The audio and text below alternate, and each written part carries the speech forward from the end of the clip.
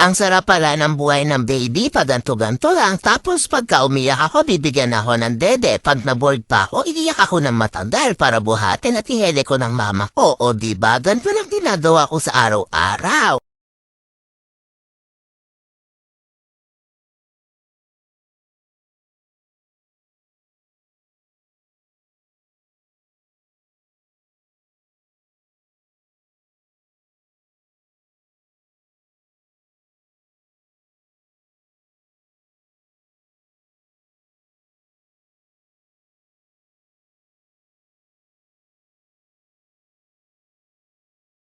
Yan, mag-ina.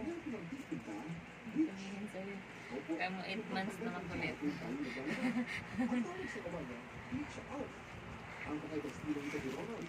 months na makulit. Siyempre, makulit. Pinarasyo ko na siya na tutuloy na lang yung mansion niya. Naging rent ako